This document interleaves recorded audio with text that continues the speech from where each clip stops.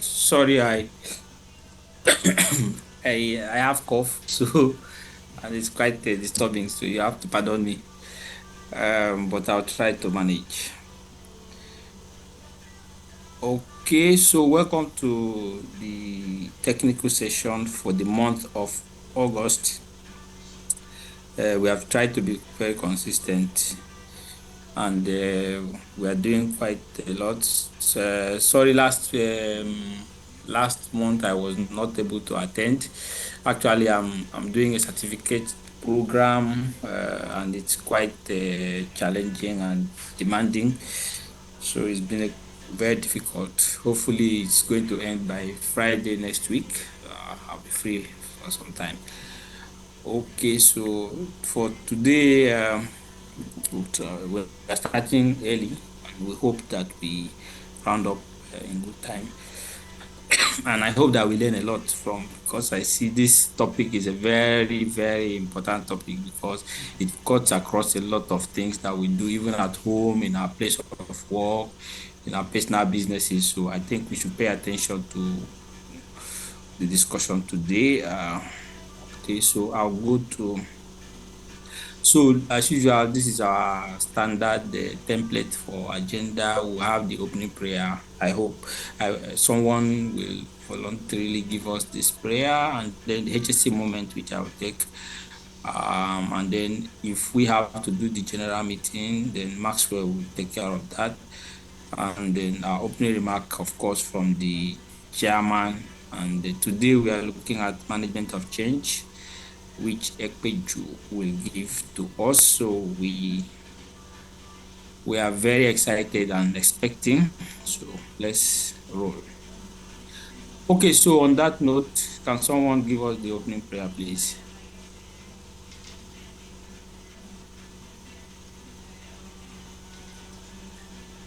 All right, may I? Yes, go ahead.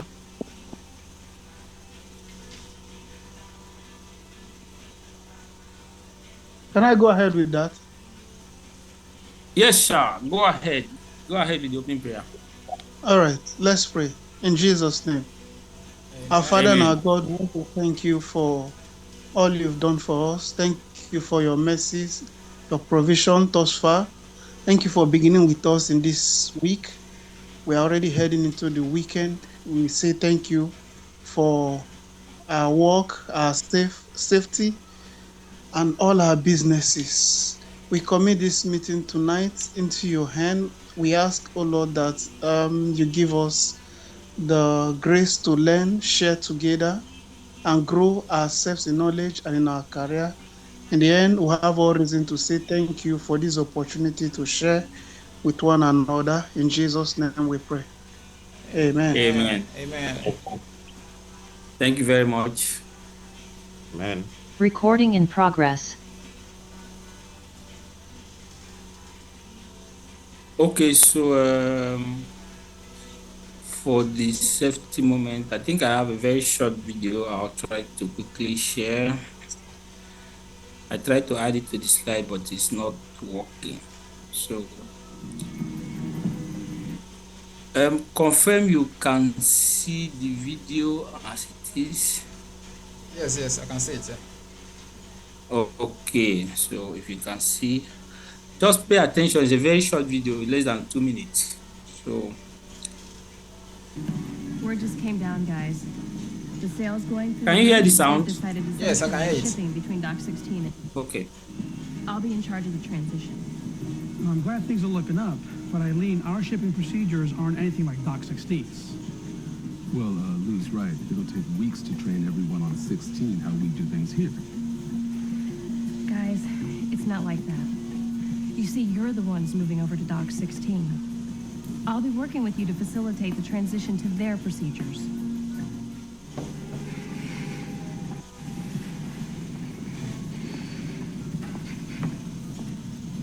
Here are the maintenance procedures for Dock 16. Read them over and I'll follow up with you at the end of the week. This is totally different from how we work. Yeah, but it's the way you'll be doing it from now on.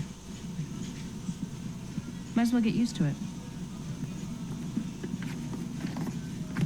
What does she know about maintenance on the dock? She's management. Our way works fine. Tony, I figure there is no our way anymore. We're gonna have to forget our old procedures and do it this new way. Tell me again, how's this gonna work? We ship refrigerated and packaged items together in one shipment. But we've always split our shipments, cold and packaged, even to a single destination. But now that we're on the same dock, Eileen and I figured that we can change that and... We might save half a shift a week on outbound shipping. Guys, this looks pretty good.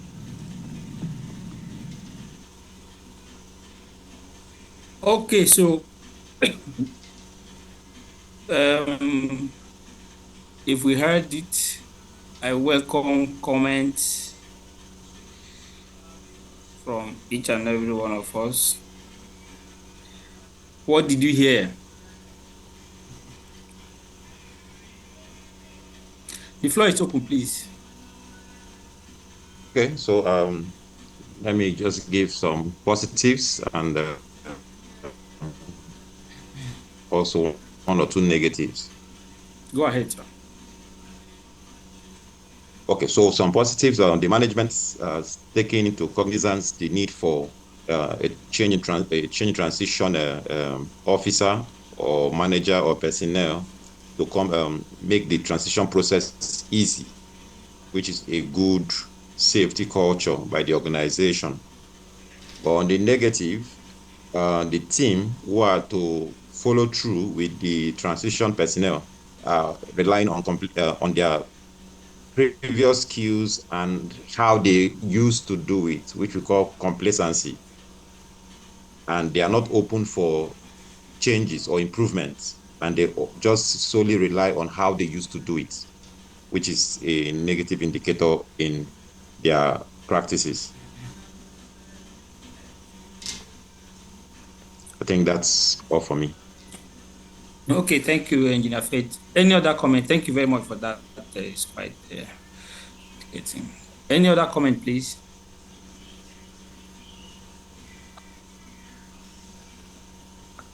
Okay, so not to dwell too much on this, I will not repeat what Engineer Faith has said. One thing I like about this video is the assertiveness of the leader. The lady was very assertive, like you have to get used to it. Okay, so when we are doing changes as leaders in the team, at some point we have to use our power to assert some level of discipline on the team, because you have this attitude, people want to stick to the old way because it's more comfortable. And sometimes it's not because they are bad or not because they don't have the interest of the company. They also believe that what they have been used to, which is working, is the best way to go. So you need to bring them to the knowledge. You see, at the end, they were happy that the change was useful, and then they were happy that they were part of it. So it's something to learn. So on that note, we will hand over the floor to the chairman for the opening speech. Please pardon my coughing. Okay, so chairman, the floor is yours. Yeah, thank you very much, Technical Secretary, and thank you.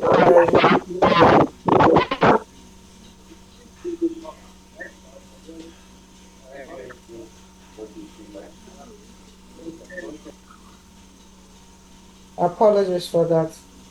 Please, sir, if you're not talking, once you come in, you just mute yourself.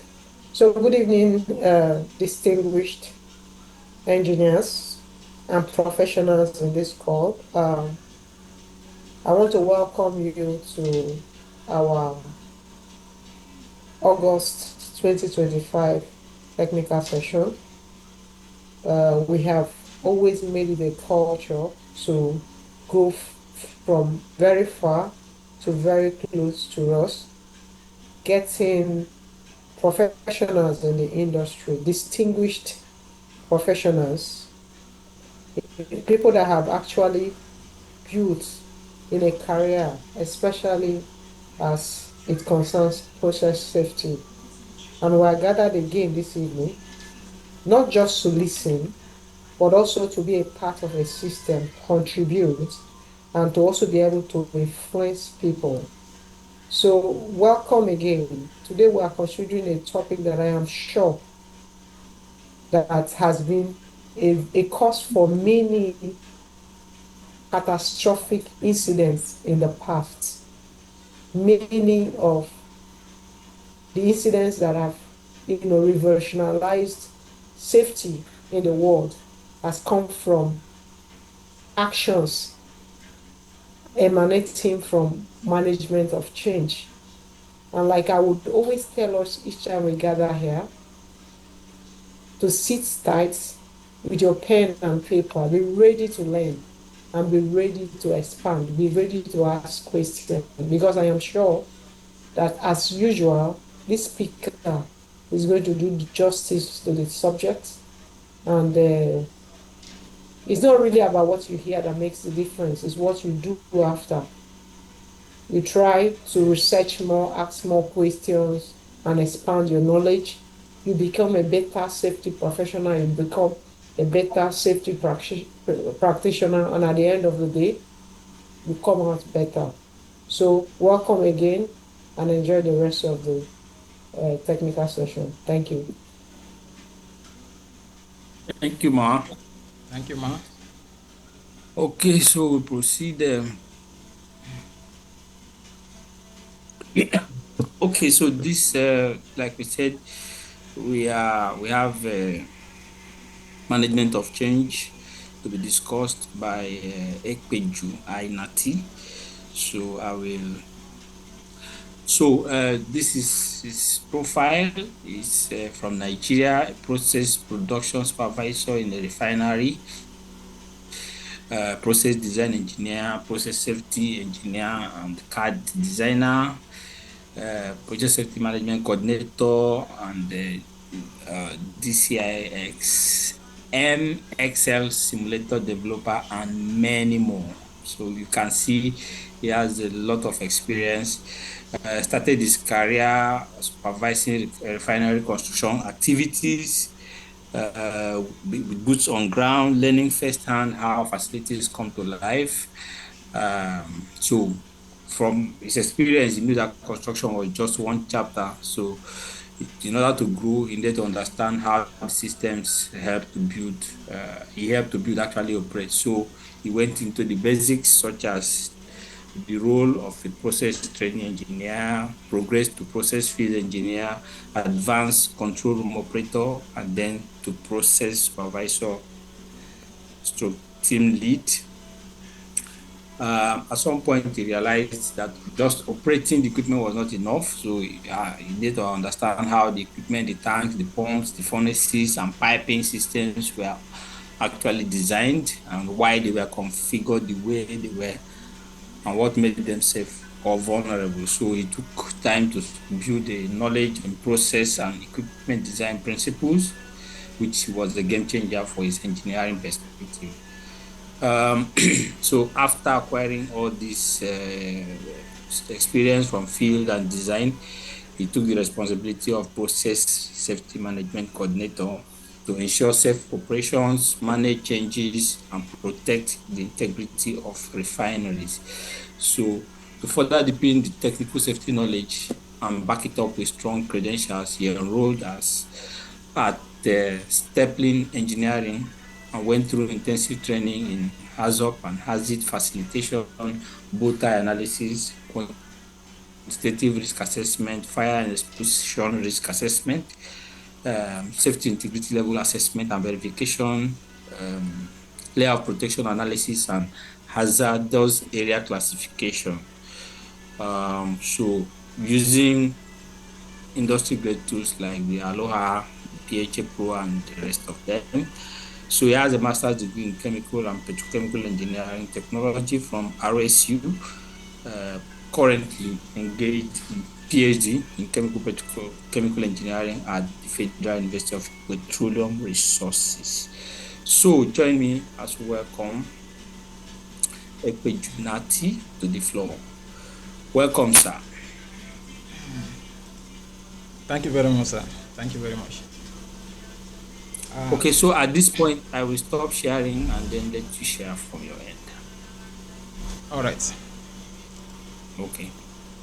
Thank you very much, sir, that you have a very rich experience, and still I am very much happy that you are still in the university. Also, although you have a lot of experience, and once again you joined the university for the PhD. Good luck, sir. Thank you, sir. Thank you very much.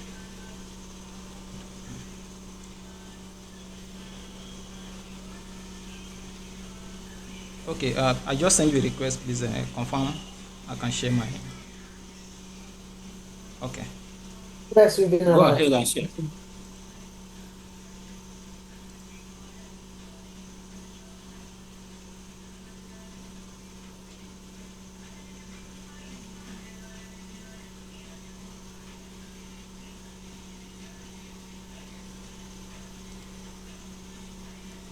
All right. So, please, can you give me permission to let me bring out my video so maybe you can see my face and maybe I can put it up later.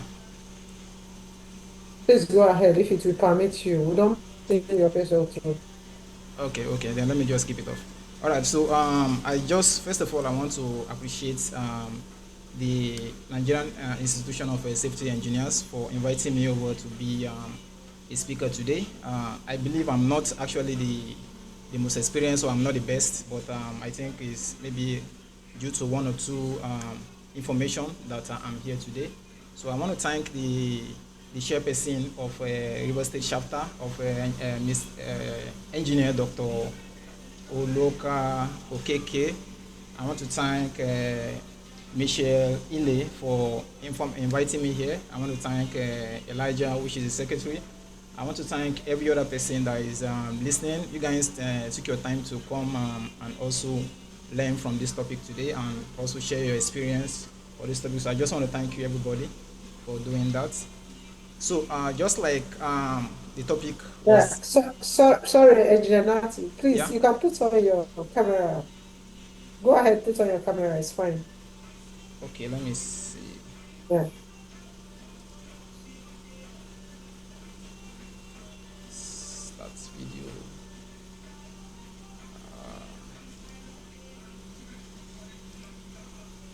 Hold on, I'm coming.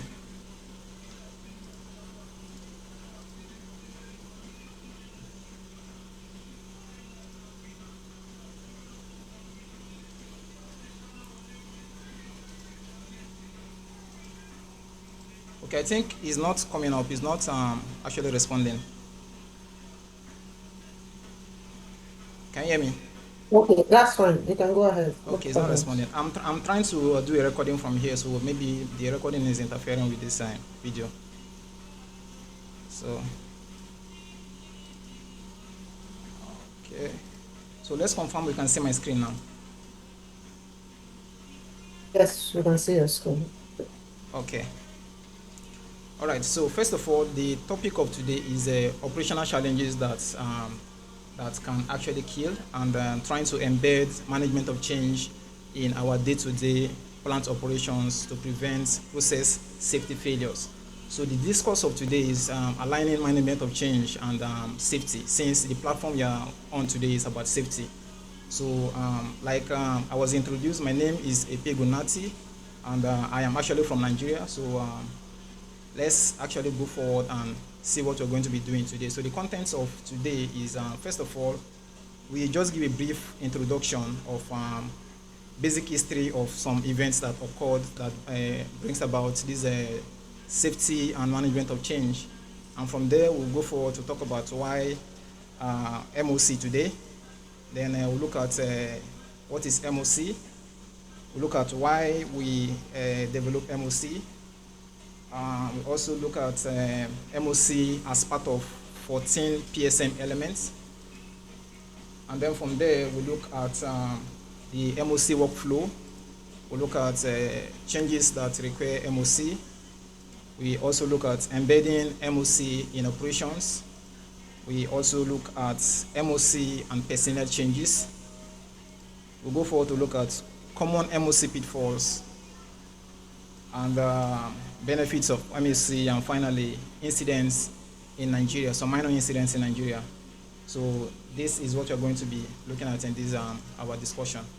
Okay, so just like I am going to take about 40 minutes to discuss this topic, and then from there I will allow other experienced personnel to also, bring their feedback and maybe ask questions on it. So first of all, we need to understand that most plant disasters begin with a small change that nobody thought was actually relevant. Okay, and these small changes can actually lead to major or minor incidents in a facility. Now, the image you're seeing here is image of people that died in one of the most catastrophic industrial disasters that has ever happened in the world. And if we can go back to our history, we know that this occurred in 1984 in India, and this is the Bhopal gas tragedy. Okay, now since we are talking about change, I will just explain a little bit about how this incident occurred. I will not go too deep so that we will not take too much of our time, but I will just explain a little bit of how this incident occurred. But then we need to understand that about 500,000 people were exposed to a chemical called MIC. Now, MIC is methyl isocyanate. Now, the methyl isocyanate is like is an intermediate of one of the raw materials used to produce what we call pesticide. If you can remember, back then in the 90s, around 1980s or so, pesticide was one of the raw materials, one of the products that was largely used in agriculture to protect our crops, in our homes, to protect ourselves from insects and all the rest. So as at then, this was one of the major production that was going on in the United States. Okay, now the incident that occurred took about 3,800 people that died. At the first week of this incident, about 8,000 people died, and in the succeeding weeks, about 18,000 people also died. That is to show you how catastrophic this incident was. So let me just explain what really happened. Now, in the facility, around 1980, a lot of safety concerns started occurring. They started observing some leakages where, this MIC will leak out, and some people will just inhale it, and then they will get sick, and eventually they will die. About a lot of cases occur from 1980 down to 1984. Now, what occurred in 1984 happened to be the largest. Okay, so they have about four. Let me use. Sorry, can you guys see my pen? Hello. Hello. Yes, I can see. I can see your pen. Okay. So, but it's just at one point. Okay. Sorry, come again. The pen is just at one point, right? Yes, but I'm drawing. Don't worry. I will just want to demonstrate what I'm talking about. Okay, so in the facility we have 3 underground tanks, okay, that are used to store the MIC. So we have 3 underground tanks like this. Let me move this one here.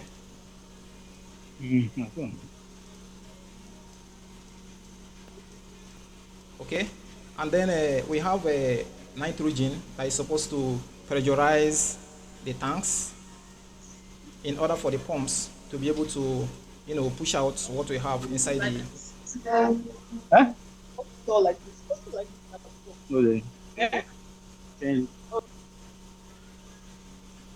Sorry, can I continue? Yeah, you can. Okay. Sorry, I can't see the pen. I don't know if others are seeing it. I can't see it. Oh, really? I can't see the drawing. So, yeah. Is any other person seeing it? No, I can't see it. Oh, okay. So it means, all right. So let me just explain. Let me just use this thing. Okay. So since you can see that, so what I'm saying is that in the facility they have 3 underground tanks. I think you should stop sharing and share again because it's been steady for a while. How do I do that? So okay, I stop sharing. And then share again. Okay.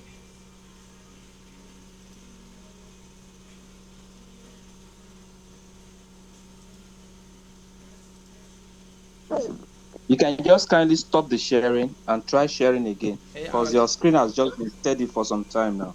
I've just done that. Confirm is okay now.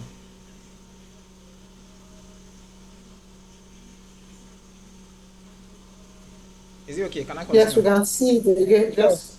Just continue. Let's see if it Yeah, go moves. ahead. Your cursor, Yes, you're yes. moving now. Okay. All right. Sorry about that. Okay, so what I was saying is that they have 3 storage tanks that are used to store the MIC, and they are underground. Okay, and then they are supposed to have a nitrogen that is supposed to pressurize the MIC so that the pumps can be able to, pump out what we have in the MIC. And according to their safety regulation, they are not supposed to store more than 50% of the MIC in the 3 tanks.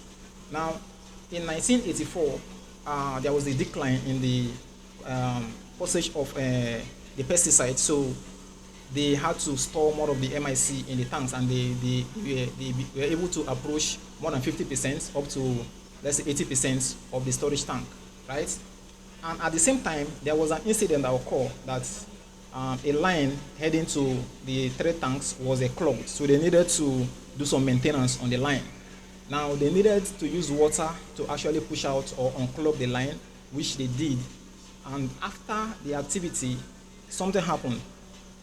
It's either when they try to lock the valve that they use for sending water to the line, the valve did not completely locked, or maybe somebody intentionally opened the valve in a way that it can affect the entire plant. Now, that is what the management was saying, that it was a sabotage. But then I think it's operationally somebody closed the valve but was not completely closed. So that was a change. That was something they did, but the person was not aware that that particular thing they did can actually lead to that catastrophic event. Okay? Now, after a while, the water reacted with the MIC in the 3 tanks, and then what we call runaway exothermic reaction occurred. Now, when this occurred, the temperature in the tank started rising, the pressure started going up. From 2 psi, the pressure rose to about 55 psi, and that was when the incident occurred. The ground started cracking, and then the MIC was released to the atmosphere. Now, the MIC is a gas that is denser than air, so it has to settle down at the bottom. It didn't go up, it was at the bottom, and it affected every living creature that is in that vicinity. And in fact, the plant was situated inside the Bhopal community, so everybody in the community, some people evacuated, but then most of the people were affected. So, after 40 years, the image here is showing after 40 years, this is in 2024, you can see the area is still looking like a grave site. Now, I don't want to talk about the financial loss for the company and even the lawsuits, and then some of them even went to jail, especially the supervisors, the production managers, all of them went to jail for about 2 years for neglecting some of the situations that occurred in that facility. So this is just to tell you how catastrophic or how dangerous, or the impact of what a small change can do in a facility. Okay, so let's move forward and let's see what we have next. So now, how do we manage this change? So today we're going to look at, today we're going to talk about MOC, all right? Now we need to know that 70% of major, can I minimize this? 70% of major accidents involve uncontrolled changes, just like what I've mentioned earlier on. And also, operators make small changes that often go unassessed or undocumented, just like what happened in the Bhopal incidents. Now, the objective of our discussion today, is to show why daily changes can actually cause damage and enable companies to face serious financial loss that can even lead to bankruptcy. In the case of the Bhopal incidents, they had to pay, in 1989, they had to pay about $479,000 US, which is about $1.1 billion currently now. So they spend a lot. They had to change the name of the company. In fact, the situation was resolved in 2023. That was when the court case decided to stop some of the compensations that they were being paid almost every year. So that is how dangerous small changes can be. So moving forward, I will bring in some other case study, just 3 minor case studies to also buttress on what we are talking about today. So number 1 is the Watson and Grinding Company in USA, Austin. So what this company we actually doing is their job is to grind, let's say, metals. Okay, so if you have a metal that is a bit rusty and you want to grind, you want to coat it, to make it more harder, to improve the efficiency of the metal. This is what they do. Now, how do they do it? They have robotic arms. So these are robotic arms you see here. Now the robotic arms, what they do is they use oxygen and propylene to function. Okay. Now, if you look at the image by the top right hand, you see a leakage there of propylene. So what really caused this propylene to leak? There was a change of this tube you're seeing here. Before, the tube was a metallic tube that was connected to what you have there, but then they had to do a change, and then they changed to this hose. Now, when they did that change, they didn't actually assess or check they didn't analyze it to know if this hose is going to pull off, or to know how long this hose can actually last. Okay, so this is what happens. According to their operating procedure, after their work period, they are supposed to, isolate all the lines leading to the pressure gauge here, but they didn't do so. The tank outside, the valve from the tank outside was kept open, and then they locked up, and then they went home. So in the night, there was a leak, and then all the propylene just leaked off and then entered the facility. Okay, so I think around 3 a.m. somebody, like two guys, came to do they came to do some workouts around the facility. So they noticed there was a smell of propylene in the environment. So they called their supervisor to come around, and then the supervisor told them not to touch anything. So he came back around 3 a.m. and then they started doing some investigation. Now, what they didn't know is that I think they didn't actually know the effects of propylene, the hazardous effect of propylene.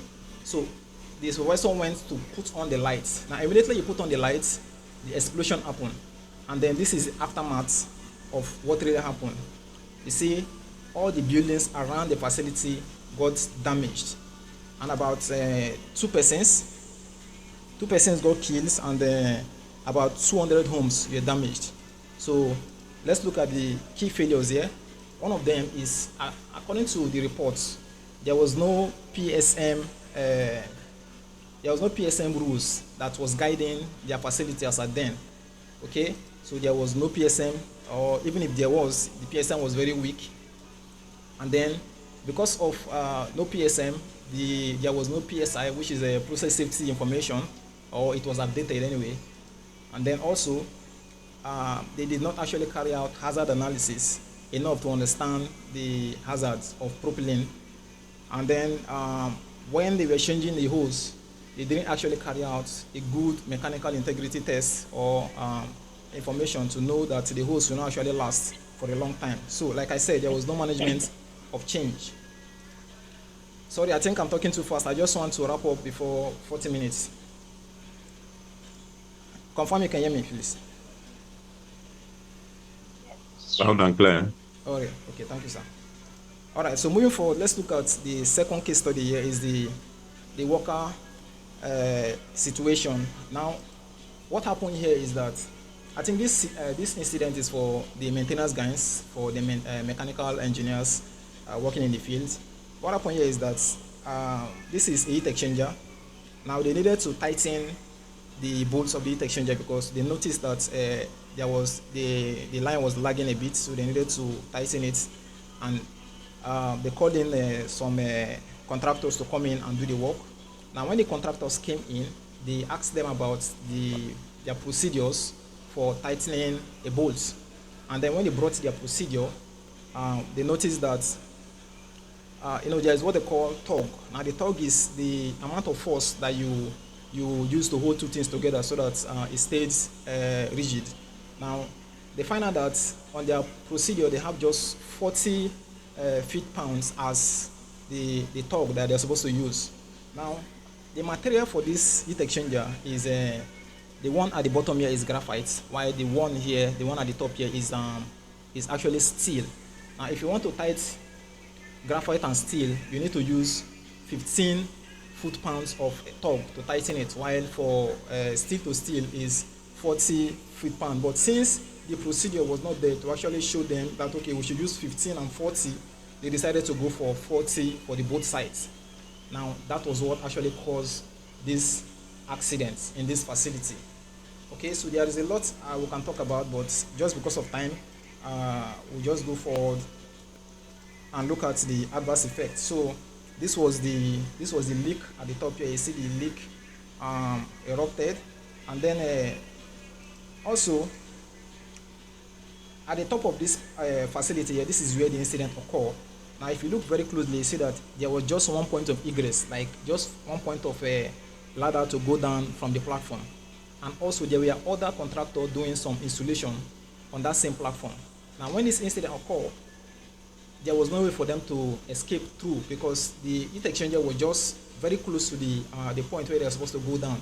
So they had to follow through the platform to go down. Some of them fell down and then they got injured. So let's look at the key failures here too. Now, the number one key failure here is maintenance procedure. Now, just like I explained, their procedure was not really capturing everything that they are supposed to do. So this was a major failure on this incident. Number two is no SIMOP coordination. Now, SIMOP means simultaneous operation. Now, they were carrying out another operation, but then they didn't factor in the safety implication of what they are doing at the heat exchanger, because the other contractors were putting on normal PPE. They were not putting on the PPE that can actually protect them from when hydrochloride will be released. Okay, so that is a major failure. And the next one is poor means of egress. Like I mentioned, they had just one point of egress, so they had to look at that. Then the next one is all operational challenges treated as routine work. Now, they treated this particular work as a normal routine work. That is why they have other people working, and their procedures were not really intact. So the final example I will use here is the Williams olefin incident. Now, the incident occurred also in USA. Now, the reason why all the incidents are occurring in USA that I am using is because these incidents were reported by CSB, which is the Chemical Safety Board and Investigation Board, Hazard Investigation Board. So, you know, in Nigeria, we don't actually have a system where we can investigate and document and also bring out videos for us to see. So all the examples I'm using are majorly from CSB. Okay, so what really happened here is these are reboilers. We have two reboilers, and what they are designed to do is actually to heat up the propylene, and in order to bring to remove more, let's say, more lighter ends from the propylene. Now, the design was that the two heat exchangers, the reboilers, are supposed to work at the same time. Now, at a point, they realized that there's what they call fouling. Now, fouling occurs when debris, a lot of debris, you know, enter into the tubes, or let's say in the shell, and then they try to, you know, block, fill up the tubes and then block the flow, the parts where the flow is supposed to go. So they reduce the heat transfer area of the reboiler. So they decided to put in two valves so that they can isolate the reboilers in order for them to use one and then keep one on standby. Now, on doing that, they forgot that there is a safety device at the top of the tower that is supposed to work whenever there is a pressurized situation in any of the reboilers.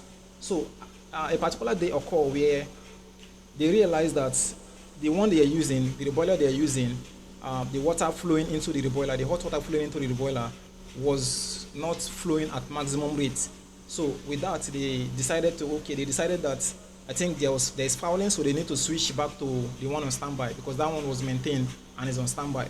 But what they didn't realize is that over the years, because the reboiler was there for like more than a year, so over the year there was a backflow of propylene into the tubes of that reboiler, even though the valve was closed. But gradually there was a buildup of propylene in that particular tube.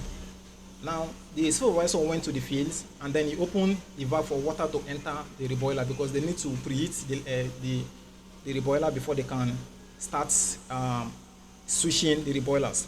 So when he opened the valve to the reboiler, Now, they opened the one to the shell, meanwhile the one for the tube was still closed.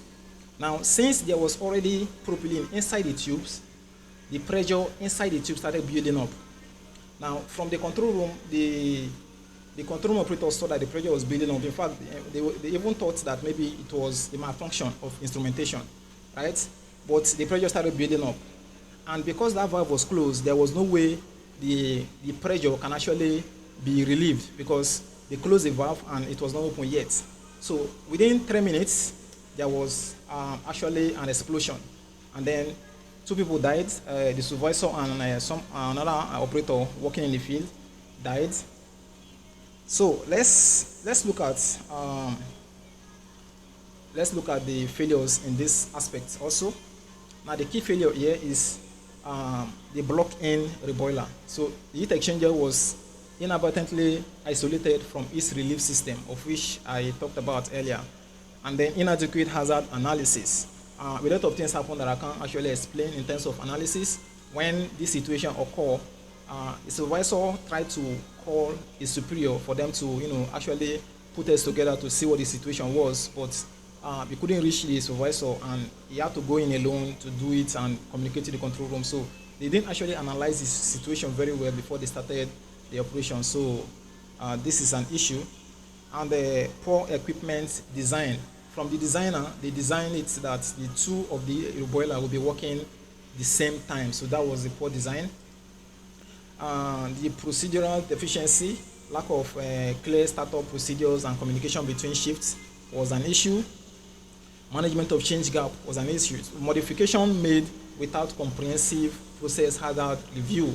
They didn't actually review it very well to understand that the pressure relief valve at the top was supposed to actually relieve whenever a situation like this occur. So that was a problem.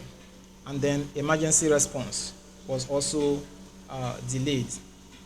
So finally, let's now go into MOC. What is MOC? Now, if somebody should ask a layman what is MOC, and we all know that MOC is management of change, what will come to your mind is, are we going to change the management in a company? I believe that's what everybody would think. All right? Because the word is management of change. So are we changing the management, or what are we changing? So we'll look at that and see if actually is management we're changing or not. But I think in these terms, we are looking at if we change the management, what effect will it give to the company? So we'll come to that later. Now, management of change is actually a structured process to identify, review, and control changes. It's as simple as that. Now, what this means is that whenever there is a change, or whenever I want to carry out a change, we need to identify that this is the change. Now, we need to also look at the change and review it to see the effect the change will actually give to operation, to personnel, to the equipment. And then we need to look at a way to control the change so that we don't result into a catastrophic incident. Now, according to CCPS, which is a Center for Chemical Process Safety, they define management of change as a systematic process used to identify, review, approve, and document all changes, either temporary or permanent change, to process chemicals, technology, equipment, procedures, and facilities to ensure that new hazards are not introduced and existing risks remain controlled. Okay, so I believe this definition is pretty much clear. Now, in which area do we need to carry out this MOC? Is MOC meant for just operation or just for maintenance? Now, what we need to know is that even in design, when they are designing the facility, MOC needs to be very, very active. Okay, because design has a lot of stages. We have from a conceptual stage to feed stage, which is the front end engineering design stage.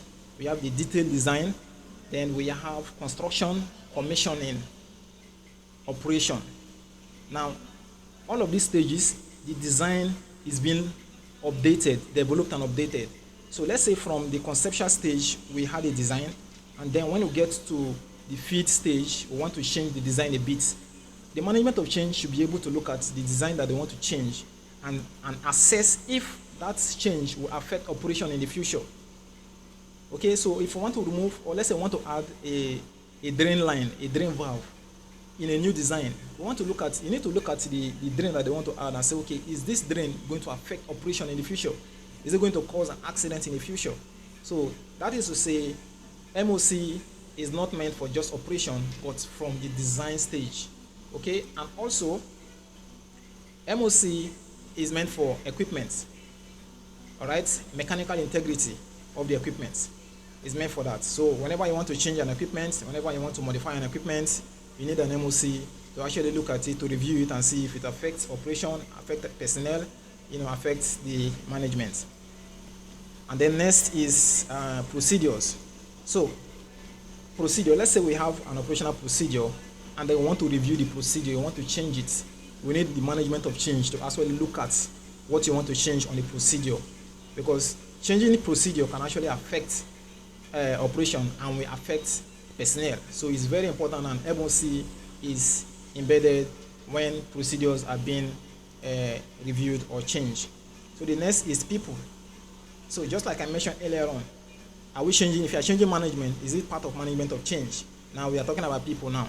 Okay, so people are actually a hazard in a plant. Let's say a refinery. Everybody in a refinery is actually a hazard. So if the people are hazard, it means the management of change has to be there to monitor those people, those hazards, right? Okay. So, for example, let's say you want to replace the production manager. After replacing the manager and then you bring in a new manager, you need to the management of change actually need to assess the new manager to know if the person is competent enough to actually handle the role of the manager. So the next is materials. So if you're bringing in new chemicals, new materials to the plants or refinery or any plants, we need to use management of change to actually look at it, document it on the PSI, and to ensure that the material is not going to be disastrous to both the equipment and the people. The next is facility and layout. So whenever you want to do any modification in facility, you want to, let's say, introduce a new storage tank, you want to bring in a new boiler, you want to replace a new heat exchanger, the management of change has to be there to document and also to review those changes. All right, so now why was MOC developed? Okay, so when the chairman was actually introducing or giving an opening speech, he talked about that this topic is very important and that it has to do with history, and here we are going to look at those history. Okay, so MOC was developed due to a lot of catastrophic events that occurred over the years. A lot of them occurred, and one of those major ones has already been discussed, which is the Bhopal incident in 1984. But prior to that period, there was an incident in Flixborough in 1974. Now, this incident also brought a lot of discussion in terms of safety that bring everybody to the table to discuss how plants can be safeguarded. Okay, the next one is actually the Bhopal incident in 1984. Then in 1989, an incident occurred in Pasadena, Texas, that killed about 23 people. So, now due to this incident, in 1992, OSHA decided to incorporate management of change in PSM. Okay, so this is exactly when PSM was introduced. MOC was introduced into PSM in order for plants to be more safer, more safeguarded. Okay, then after then, BP Texas also occurred in 2005, and then because of this incident again, MOC was embedded in RUB PS, which is a risk-based process safety, and API RUP. So this is actually why MOC was developed, based on these histories and this incident that occurred over the years. Okay, so let's talk about MOC as part of PSM elements, part of the 14 PSM elements. Now we all know that PSM, which is a process safety management, is actually the unit that works as a means of reviewing and safeguarding, identifying, safeguarding, reviewing and documenting incidents that occur in our plants. Now MOC is part of it. Now apart from the MOC, we have a lot of other ones like the PHA, we have operating procedure, we have training, we have mechanical integrity, we have record keeping, auditing, and then we have incident investigation. Even contractor management are all part of the MOC, the PSM, sorry. Now, this is just like a table, right? If one leg of the table pulls off, it means that table has to fall down. So it means whenever there is a change in any of these areas, you have to, review all the other areas and ensure that everything is balanced. So I mentioned all this, the PHA, the mechanical integrity, all these have been mentioned. So let's look at MOC workflow. Now, so what are the steps that are carried out when there is a change in a facility? So we look at the workflow. So the first thing is to identify the change. Okay, so whenever there is a change, let's say we want to carry out any activity, that's a change. It means we need to identify that this is a change. So we want to remove a valve, that is a change. So the next thing is to look at what we want to do, and we need to document it. We need to document and write a request depending on how unsafe the identified change is. So if you feel that, okay, this change that I want to carry out looks somehow hazardous, then we need to request, we need to document, and then we request for a management of change. Now, after requesting, or let's say before requesting, you need to carry out risk assessments. Now, because this risk assessment has to be part of the document that you submit for a request as a management of change. Now, after you carry out the assessments, we need to review and approve. Now, this approval can be done by the plant manager or the production manager in the plant. So after the management of change is approved, we communicate the intents of the change to the operators that are going to carry out the change. And then you also train them in order for them to, carry out appropriate change, or use the appropriate measures to carry out the change. And finally, implement it, and then verify and update the documents. So documents have to be verified and updated at all points. Like I mentioned, we have temporary change and we have permanent changes. So for temporary changes, after a period of time, you need to verify that the change has been done, and then we need to, document the change. Now, according to CPS golden rules, we have almost the same things here. So we have know what constitutes the change, follow the MOC procedures, evaluate the hazards, use emergency MOC sparingly, communicate changes to personnel. Okay, so next is changes that require MOC. So we have a lot of them, but we are just going to mention some few changes that will require an MOC. I think I've mentioned some of them already, but then the first one here is temporary bypass of an alarm or interlock. So this is for the instrumentation engineers. Before we bypass any alarm or any interlock, we need to carry out an MOC. So MOC is not just for mechanical engineers or the process engineers. Instrumentation engineers also are covered by MOC. So if you want to bypass any alarm, we need to document it. And why we are documenting this is because in the future, all those employees might actually go to other companies, and then we have new employee. Now those documentation will enable the new employee to know that, okay, there was a change in this area, so they know the effect of that change. Okay, so next is changes in operating parameters. Okay, now we've been talking about equipment and then instrumentation recently, but then we need to understand that if you are changing parameters during operation, also we have to raise a management of change. Now, why is this important? So I'll give you an example.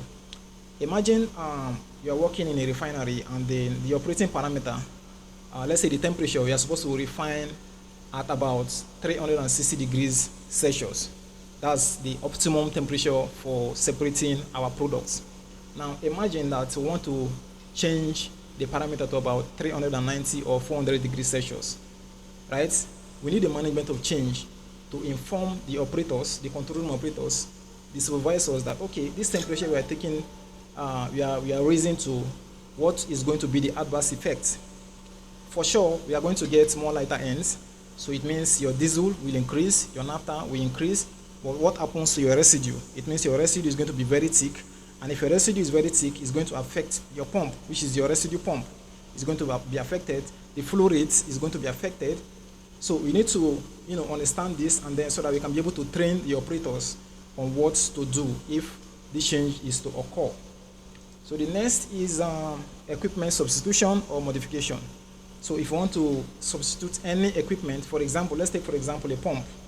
So let's say we have a pump working at 2,900 RPM, and then the pump is faulty, and then we want to change the pump. And let's say we have another pump very close by that is functioning, is about let's say 1,900 RPM.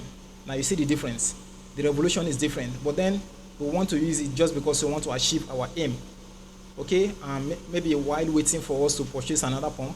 So we need to carry out an MOC to ascertain if the pump that we are replacing is going to be enough to push our product to where we want it to go. So that is why MOC is very, very important. So the next thing is the changes in composition. So composition means, let's say for crude for example, we are refining the crude at with API 25, which is a bit thick, and then all of a sudden we are told that we are bringing in a crude of API 37, which is a bit lighter. Okay, now this is going to be there's going to be a problem if the operators don't actually know the effect of the change of this composition, right? Now what happens is that when you're refining a crude with API 25, all things being equal, your temperature, pressure, everything is working perfectly, and all of a sudden a crude with API 37 enters the furnace. What will happen is that the temperature and pressure, everything will skyrocket up. Okay, now if those operators are not trained enough to understand what to do at that moment, they will hurriedly maybe put in some figures that will actually affect the system and eventually lead to a shutdown. So which is why it's very important that whenever there is a change in the feedstock, they need to communicate to the PSM department. The PSM department will now evaluate, review it, and then train the operators on the effects of the changes in this composition. So these are just a few examples. Now, what we look at is embedding MOC in operation. Okay, so how do we embed management of change in operation? Now, the first here is that, let's go back. Okay, the first thing is that we need operators and supervisors as the first detectors of the changes. Now what this means is that the operators in the field are supposed to be the detectors of the change. Now whenever they see a change, whenever they detect a change, they will now inform the PSM department that, okay, there is a change here and I think we need to look at the change. Okay, so operators and supervisors should be the first line of action in terms of management of change. And the next is that the maintenance department, they must ask this question: has this change been reviewed? So whenever a mechanical engineer wants to carry out a maintenance operation, they should ask themselves, this thing I want to do, has it been reviewed? What effect will this thing do if I work on this thing I want to work on? Okay. So next is simplify MOC forms for routine work. Now, let's not make MOC to look too robust or sounds too vague to operators. Let's simplify it, simplify the form so that everybody will just feel at home and always, bring in information about what we need to change. Okay, so next we need to integrate MOC in shift handover and permit to work. So what this means is that whenever there is a shift handover, somebody can just be there, it can be the supervisor. You can, discuss about the changes that was made that day, inform the other operators, okay, this change was done like this, and this is the reason why this change was done, and this is how we can handle the change and operate safely. Okay, so this is how we need to embed MOC in our operations.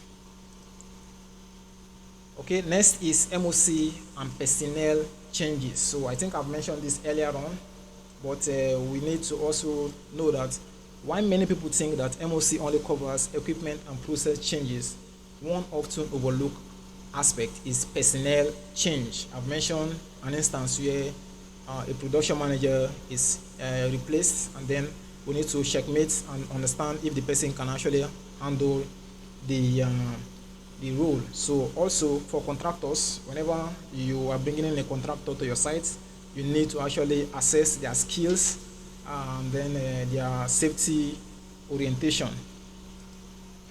Okay, so how do we implement MOC for personnel changes? So number one is we need to identify the change. So like I said, whenever there is a change, you need to actually identify it. You need to log it to the MOC system and then add all the full details.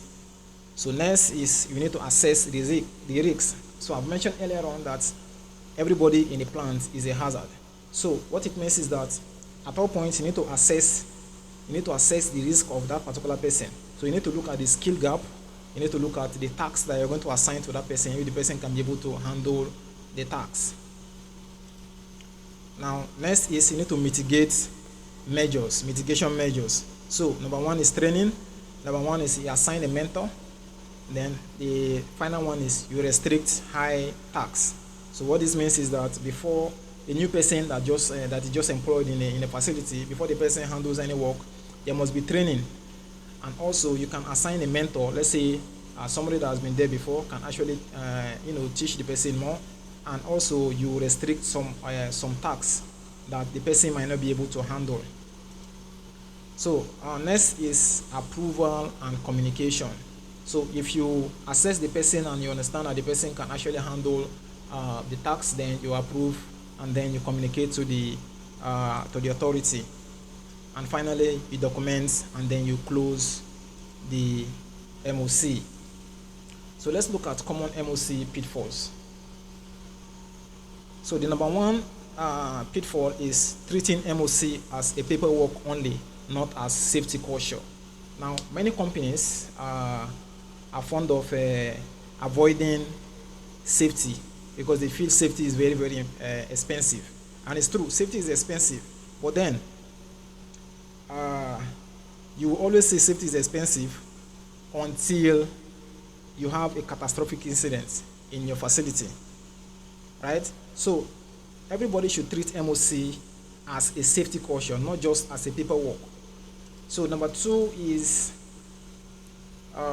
temporary changes become permanent. Okay, now there are some changes that might just need to be temporary. Maybe within a week, that change should be closed. But then in some companies, after making a change, they will forget that change was even made.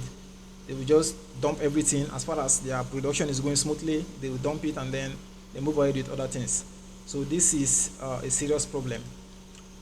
Next is incomplete documentation. Okay, so just like we talked about the temporary changes, you might begin an MOC and then over time you abandon the MOC and then you move on with other things, not completing that particular MOC. So that's a problem. Next, and the final one is no involvement of operators in decisions.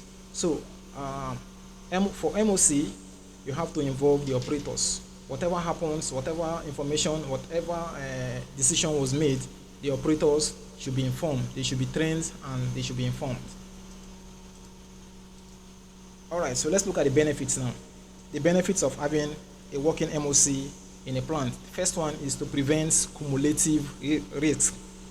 Second one is to make your plant safer, make it more reliable. The third one is to protect the people, the environment, assets, and the reputation of the company. And finally, to enhance compliance and also reputation of that company. Now, finally, let's look at the incidents in Nigeria. Now, like I mentioned earlier on, I believe with time we are going to be having investigation going on in Nigeria that they can document so people can see and learn. But currently, I don't know of any. I don't know if I'm wrong. Somebody can just correct me on that. But then there are incidents happening in Nigeria every day, in our refineries, in our gas plants, in our petrochemical plants. There are incidents occurring every day. But then companies are intentionally hiding these incidents, right? So other people will not know. Even within the same facility, they will hide it so that some operators will not know that an incident occurred. All right, so I just want to mention some of the incidents that I saw online that occurred in Nigeria. So the first one is the Warri refinery fire. I learned that in 2023 there was a minor fire in Warri refinery, and then in Kaduna refinery also, notably in 2022, there was also a minor explosion in Kaduna refinery. Okay, there was at Atlas Corp jetty explosion. Also, I learned there was an explosion there, although minor fire incidents. And then in Dangote fertilizer site explosion during the construction phase, I also learned that there was an explosion during their testing and commissioning activities. And I think, I don't know if it is correct, but I think it kills some contractors. So, conclusively, I would say that why public investigation reports are not as detailed as the CSB investigation, recurring refineries fires, tank farm incidents, commissioning phase accidents have common threads: temporary operational changes, maintenance work, and simultaneous operation not being formally risk-based. These are exactly the type of scenarios where a strong management of change program makes a difference. And so, we should also know that MOC does not belong to one person or a department. It belongs to the entire line organization where the change occur with strong oversight from the PSM departments. Now, if operations wants to change a pump, if maintenance wants to swap materials, or if IT wants to upgrade their DCS software, they own the change, but the PSM department ensures that the proper risk review, documentation, and approval are done before that change is live. So I end my discussion here. I don't know if I took too much time. Pardon me. So thank you much for everybody for listening. I want to see you guys. Can you hear me? Yes, please go ahead. Yes. I'm done. Thank you very much. I'm done.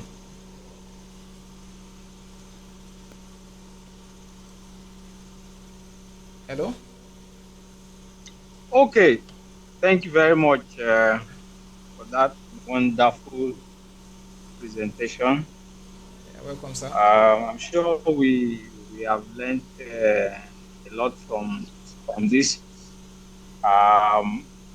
Before we conclude, I want to open the floor for questions, for remarks, contributions.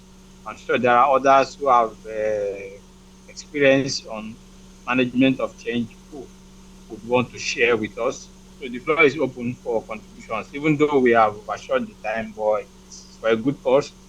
So let's take a few minutes to ask our questions and make our contributions. So the floor is open now.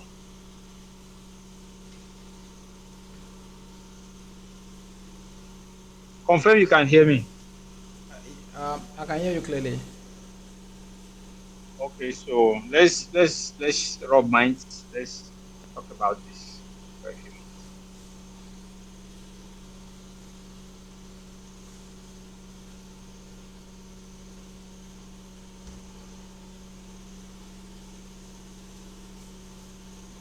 Are you sure other people are hearing? Yeah, we can hear you loud and clear. Okay. Okay, so there is a question temporary and permanent management of change. Somebody is asking for additional information, a bit more explanation on temporary and permanent management of change. So I don't know if you can just wrap it up for him. Okay, thank you very much. Now, I want to talk about temporary change. Is a change that we are supposed to wrap up, and let's say correct the change within a week or within a month, right? So that is temporary. So let's say we are supposed to bypass a safety alarm just because maybe the alarm is actually disturbing the operators. We want to bypass it, and then in the coming week we have to put it back. That is a temporary change. Okay. Now, in the sense where that change was not actually concluded, and let's say it was bypassed and it was left to to stay for a very long time, that's where we are talking about that error. But permanent change now is a change that we need to replace entirely. We need to bring in a pump, and then we ensure that we change that that pump, and everything is resolved. Thank you. Okay. Robinson, I hope that is clear enough for you. Okay, please. My name is Emmanuel. Can I ask? Yes, go ahead. Okay, my question goes this way. Is there any step-by-step sequence that the management of the change should take? And who are the key persons that signs off a management of change document? All right. So thank you very much. I think I've I don't know. mentioned. Yes, I can hear you. I can hear you. So I think I've mentioned this when I was talking about the MOC workflow. So the workflow is actually the step-by-step process that you need to handle any change. Now, first of all, the change starts from the operators, from the fields. Okay. So if there is any change in the field that requires, let's say, safety intervention, then the PSM department will be called upon, which is the safety guy will be called upon that handles PSM and MOC. Now, if the person comes in and then the person will review what is going on there, and they need a management of change. Take for example, we are having an issue in our plant where our steam line was blocked. It was clogged. So because of that, we are not able to strip off our lighter ends from the residue because we are not using a reboiler. We are using superheated steam to strip off. Now, due to that fact, we have two options. The first option is for us to shut down, and then we try to look at how to handle it, or we need to change that particular line because we try to decouple the line, and we notice that the blockage was actually happening a very long period of time, and it was really clogged. So we can't just say we want to purge it or want to so we have to remove it, right? Now they have to call in the PSM coordinator. The PSM coordinator comes around, he reviews the change with the maintenance guys and the process guys. So process, maintenance, and the PSM, they are all involved here. Now, when they review it, they decided to say, okay, we need to change it. Now, with that step, the PSM department will have to raise an MOC. Now, the MOC is like a document that you write. You put in the name of what you want to change. You bring in a lot of information about the assessment that you've done. What effect will it bring if you change it? And what benefit will it also bring? So after writing that, you send it to either your production manager or the plant manager. The plant manager can decide, if he has the power, he can decide to approve the MOC. But if he doesn't have the power, he can decide to contact the general manager, which can also go to the directors. Now, depends on the level of the change that wants to be done, because you can't compare changing a pump and changing, let's say, a storage tank. The management has to be aware, directors has to be aware. So depending on the change you want to do, it can stop at the desk of the plant manager or the production manager, right? Now, once the change is approved, it will come back to the PSM department. The PSM department will now inform the maintenance manager, okay, bring in, bring in the materials you want to use for the change. They will show you, and then you assess everything, and then you tell them to give you the time frame. How long will this your change take place? Is it 1 day? Is it 2 days? Because everything is money. The more you delay, the more the company loses money. So they give you the time and everything, and then you can approve it and say, okay, you guys can go ahead, and everything will go as planned. So I don't know if I answered the question, but the people involved are mostly process maintenance, the process safety, the plant manager, and if possible, you can go to the directors. Okay, the the question is relatively answered, but I think from my own end or my understanding is operationally based. So what happens when it is managerial based? Like some documents in the managerial system needs to be changed. Who and who is involved? How do you go about? What are the steps? Because from what you were discussing, from all that you've said so far, I think is practically field based. So what if it is now affecting the documentation per se or managerial level? What Okay. should be done and who should be involved? And that was the answer I was supposed to come to. Okay, I think in terms of managerial documentation, I'm not really sure of if PSM department will really handle that situation because we are talking about the safety aspect of a plant. So we are not really talking about the maybe financial management or other type of management that management they have to handle that by themselves. But anything that has to do with the safety aspect of the plant, that's when an MOC, which is going to be raised by the process safety department. Okay, so I'm not really sure of the angle to go in terms of this kind of documentation from the management. But if it is in terms of operating procedures, that's when the process safety manager can actually go and do the changes in terms of the operational procedures. Thank you. Okay, I think it's okay. Thank you very much. But if anybody has any contrary opinion, any expert that has any contrary opinion, who can get details Can from I them. can I add some perspective to this? Sorry, good presentation, Natty. I mean, is the floor mine? Should I go ahead? Go ahead. We are here to learn. Go ahead.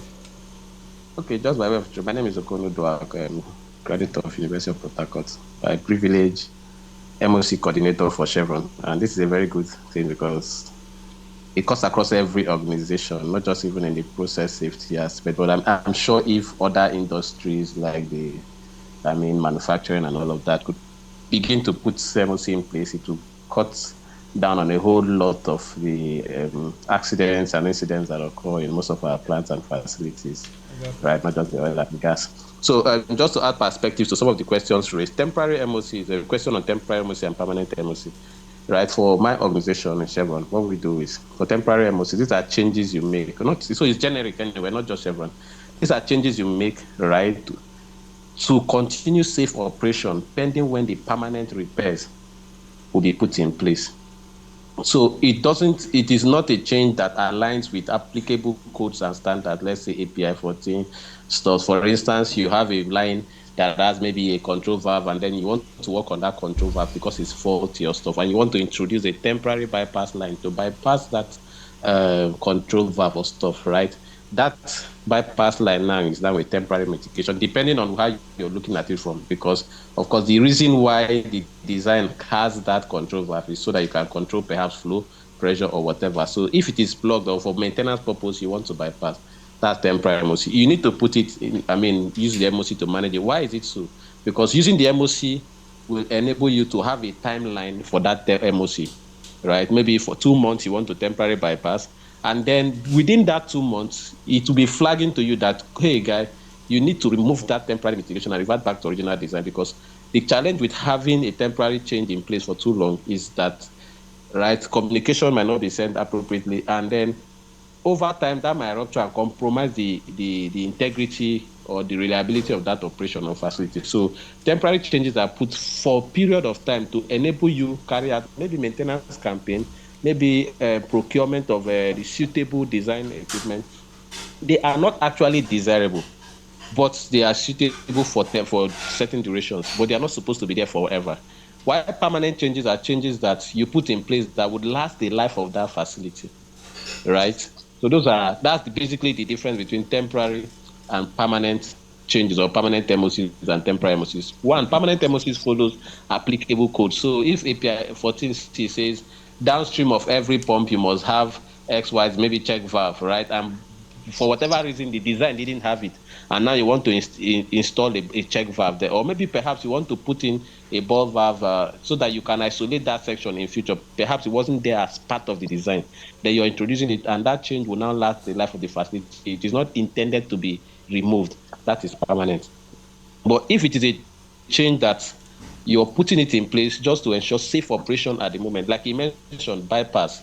The problem with bypass is that when you bypass the system, let's say you bypass a level transmitter in the facility, right? You might not be able to tell when the level in that vessel that has that LIT, when the level has overflown, because that's the only thing that speaks to you, maybe speaks to the operator, if that is the only, let's say, safeguard or control that you have, right? So if you bypass it, how do you now how do you now identify or know when the level is getting over, and then that might lead to maybe overflow, and then because oil and gas, what you need for fire triangle is just oxygen, right, which is abundant in air, then the flame, which is almost everywhere in the process plant, and then the fuel, which is the source of the fuel itself. Source of ignition is very plenty, so you don't want to have any of this process fluid out of the process stream. You want it in the vessel or in the pipe. So if you bypass a transmitter or whatever you bypass, right, it needs to have the duration so that you are monitoring it. And when you're bypassing it, you need to put a process in place, let's say temporary operating procedure, to ensure that maybe operations are always there. So maybe every 2 hours, they go and check the level physically, which is something that should have been done automatically by looking at it from your DCS or however the controls is set. So that is temporary change. They are not suitable, but they are only reliable. I mean, they are just their stopgap for the main time, pending when you can revert back to the original design. So people put temporary changes. If you put changes in the facility that are not basically permanent changes, or that do not follow codes and standards recommendations, right, you're compromising the integrity or the health of your operation. So that's one. Then on the aspect of structure of MOC procedure, how do you align? I mean, what is the sequence? Basically, right, international, what the sequence is, you request the change if you have a need to make a modification. For instance, you have a new drill, a new fuel, you maybe drilling a new jacket, and you want to connect it to your existing, perhaps, let's say, terminal operation, right? You're going to add that piping to that terminal operation. And I want everybody here will agree with me that that's going to be a permanent change, because that well is going to last the life of the facility and it's going to produce to that your, perhaps, the hydration unit or whatever, right? So that's a permanent change. So how we do it in our process is that first there is a need for the change. So you request the change. We have a change request the change rather. And then the first is approval. We have 3 levels of approval. We have the first approval, which is leadership approval. The essence is such that leadership approval gives the management go ahead. Most organizations, you can't make any modification until management is aware. So that when you have an incident, you won't say you did, and the management won't call for root cause analysis, and you start blaming, and they start telling you, why are we not aware that you made this modification, right? So we have the first approvals, we have the second approvals, we have the functional reviewers. So the sequence is change request, approve to proceed, functional reviews and risk assessment, which is the main rigor in the MOC process. The essence of it is to ensure that the SMEs, that the subject matter experts, look at whatever modification you want to make, right? And then profile or recommend or guarantee, perhaps review and ensure that what you want to modify is in line with the best practices in the industry. And that's the main rigor, is for the SMEs to look at it. When you talk about management of change, you're talking about involving the right persons in decision making. Then after that, you get the approval or the nudge for the change to be made, which is like the technical manager can now say, okay, we have designed this change, we have modified, we have reviewed it, it is suitable, we have looked at the risk assessment,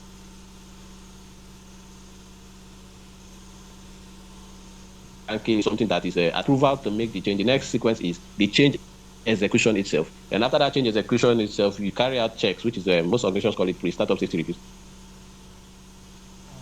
Others will say operations readiness review or checks. So after the pre-startup safety review, the pre-startup safety review is to ensure that the change made by maybe the construction team or the IT team, depending on the type of change, aligns with actually what was reviewed or what was expected to be introduced as a change. Then after that, you can have the commissioning, and then the change goes into service. So that's the sequence. Change request, approved to make change by, approved to proceed by the leadership, that's the management. Then the functional reviews by the technical SMEs, and then you have technical manager approves to make the change, and then the change is being made by perhaps the team in charge of it, maybe project team, maybe construction, maybe maintenance, if it is maintenance works. And then the next step is pre-startup safety review, And then the next step is commissioning, which is everybody goes around, do the checks to be sure that it is installed appropriately. We are ready to commission this, put it into service, depending on the type of change. Some might be like pipers. You don't need commissioning. Those are light ends. And then after that, somebody has designed, and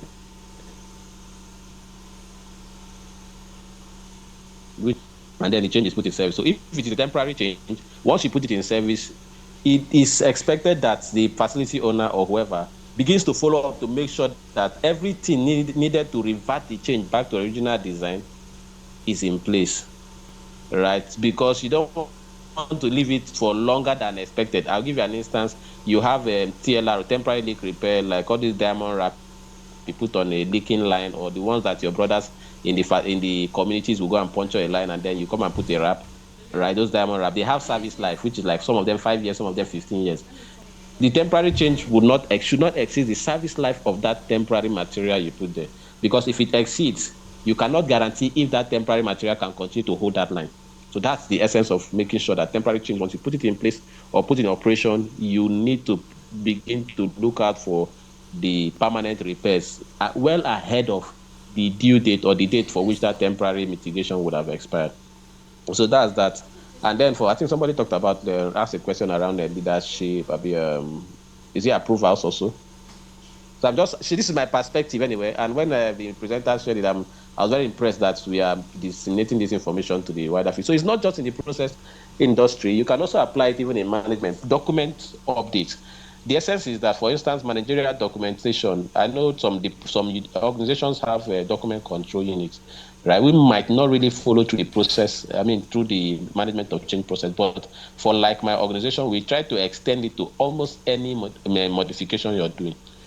If it is not like for like, that is a change.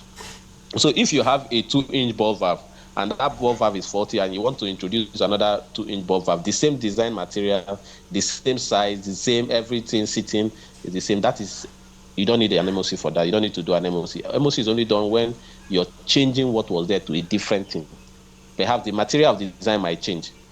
If it is a 2-inch ball valve that you change with a 2-inch ball valve, but this other one has a different material of design, let's say stainless steel instead of carbon steel, for instance, then that's a management of change. The essence of you're putting that management of change is to ensure that you confirm if the process fluid will not have any reaction with the new material of design of this new valve, and what will be the consequences if it has that. Maybe some materials are susceptible to corrosion faster than others. So in that case, you now start advising, the SMEs will now advise, make sure you inject or have a corrosion inhibitor injected maybe upstream of that valve to ensure that it inhibits the corrosion effect of the reaction between the crude or the process fluid and the new material of design. So that's it in terms of that management of change for that. Then for documents, yes, you should have management of change for it.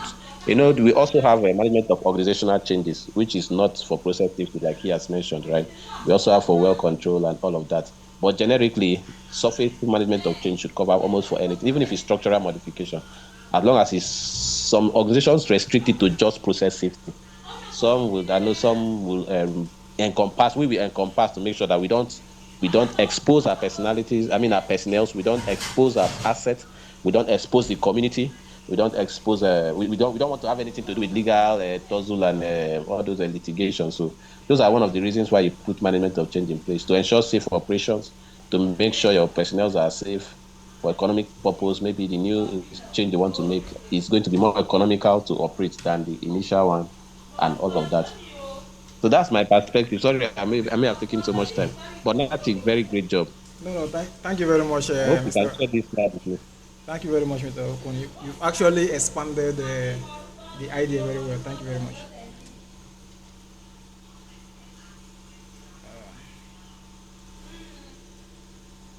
Okay, thank you very much for the contributions. We've done a bit of overtime, but it's a good thing because the discussion is very valuable to us. So we are not wasting our time, even though we would love to finish earlier. Thank you, presenter, and thank you for the contributors, those questions that were asked. They actually opened up another channel of another angle of discussion, which also added value to what we are doing here. So, on that note, I want to hand over to the chairman to uh, uh, give us the closing remarks, and then we can close. So, chairman, please. Thank you so much. Thank you, Mr. Natty, for a very wonderful discussion. In fact, at some point, listening to you, it didn't look like a lecture, it looked like a real discussion that professionals are, just chatting, and it came out really so naturally. Thank you for that. Thank you, And ma'am. thank you for the insight, engineer. Can you hear me? Yes, loud and clear. I can hear you.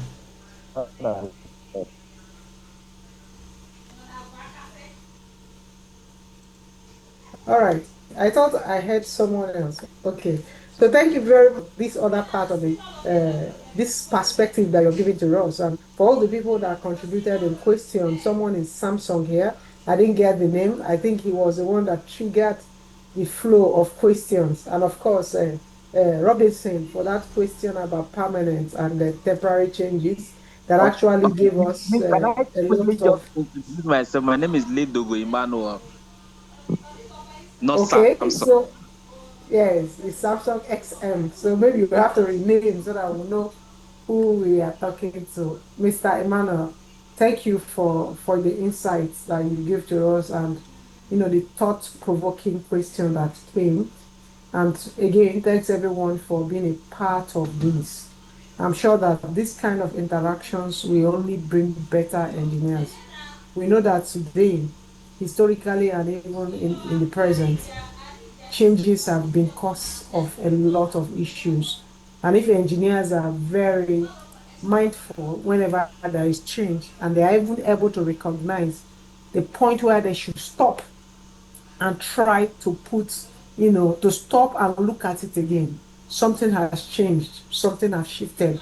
What can we do? And you have given us a very good perspective to it. Thank you so much. I'm sure that the young engineers in this house will go further to want to know more about management of change. So thank you everyone for joining. And then once again, I will say we'll meet again next month. Even though the plan for us for the River State chapter is to have a physical meeting in September, tentatively on the 20th of September. It's going to be our AGM, and it's also going to be an opportunity for us to meet physically. We have been meeting online for a very long time, and we have known ourselves like this, but we'll pass ourselves on the road without knowing. So if you are in our platform, we're going to communicate the exact venue, but the time already is clear. It's 20th of September. It's going to be AGM and technical session. And each time we come together, I'm sure you can bet that you go home with something new, good perspective, and you become a better engineer. Thank you and good night, everyone. Yes, Secretary, are you still here?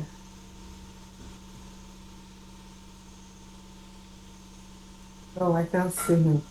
All right, Engineer Faith, you can take our closing procedures. Let's go. All right. Thank you so much, distinguished chairman and most respectful guest speaker for today's technical section. And on behalf of Night Safety River State chapter, I want to say a very big thank you to everyone who has made it a date with us today for the month of August technical section. We know this time is always valuable, and you have decided to share this time of yours with us.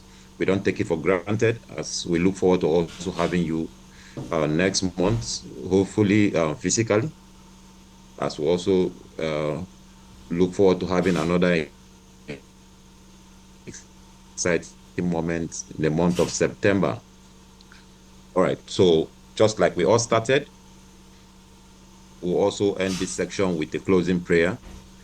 And my earnest prayer for all of us, that as we go back to our various activities for this evening and beyond, that God will grant us the enablement as we go back to our various activities in the name of Jesus. And we pray that lessons learned from this section will be applied to our day-to-day activities, and we believe that we'll all work safely, so it will enable us keep people, property, and also the equipment and the environment will work safe. And we hope to meet you all, God willing, physically in the month of September. Once again, thank you to everyone. Then lastly, if we have student members on the platform, we'll be dropping a link on the platform to enable our student members to please just fill in their details so we can get across to them, and also see how we'll bring them onto our general platform. So for me, it's a good night, and have a restful night, everyone. Night, everyone. Good night.